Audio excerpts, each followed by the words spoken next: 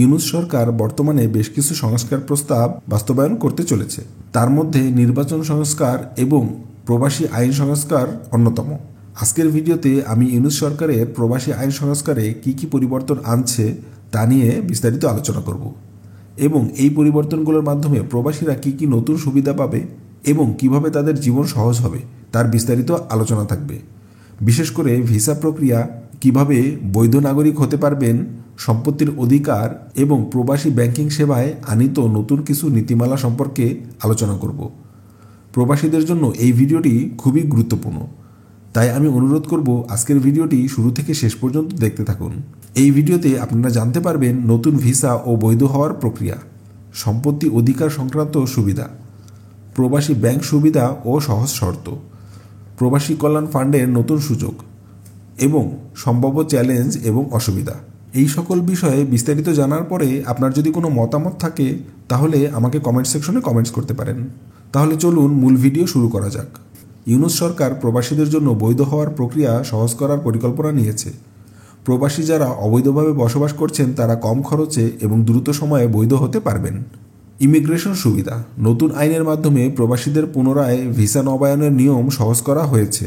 প্রত্যাবর্তন নীতি, যারা দেশে ফিরতে চান তাদের জন্য বিনামূল্যে ফ্লাইট সুবিধা এবং পুনর্বাসন পরিকল্পনা হাতে নেওয়া হয়েছে। এখন চলুন আমরা জেনে নেই প্রবাসী সম্পত্তি সুরক্ষা আইন। সম্পত্তি অধিকার, প্রবাসীরা দেশে থাকাকালীন সম্পত্তি ক্রয়, বিক্রয় এবং ভোগ দখলের ক্ষেত্রে প্রতারণা থেকে সুরক্ষিত থাকবে। নতুন আইন অনুযায়ী সম্পত্তি সংক্রান্ত বিরোধে প্রবাসীদের বিশেষ প্রাধান্য দেওয়া হবে। প্রবাসী কল্যাণ তহবিল ও আর্থিক সুবিধা, নতুন কল্যাণ ফান্ড, প্রবাসী আর্থিক সুবিধা এবং দুর্ঘটনা কাভারেজের জন্য ইউনূস সরকার একটি নতুন কল্যাণ তহবিল চালু করেছে।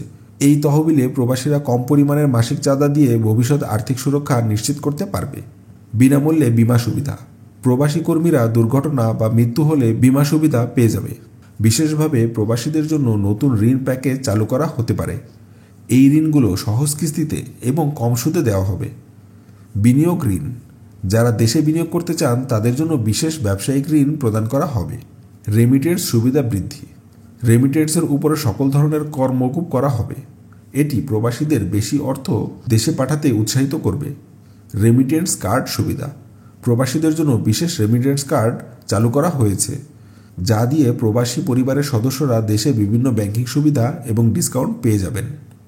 সামাজিক নিরাপত্তা সুবিধা, ভাতা চালু, ইউনূস সরকার বিশেষভাবে প্রবাসীদের জন্য পেনশন এবং সামাজিক নিরাপত্তা ভাতা চালু করতে পারে।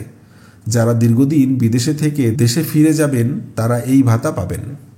এর পাশাপাশি রয়েছে প্রবাসী শুল্ক সুবিধা এবং গাড়ি আমদানি। এই সংস্কারগুলো কার্যকর করা হলে প্রবাসী বাংলাদেশিদের জীবনযাত্রা সহজ হবে এবং দেশে রেমিটেন্স প্রবাহ বৃদ্ধি পাবে। তবে নিয়ম মেনে চলা এবং সচেতন থাকা খুবই গুরুত্বপূর্ণ।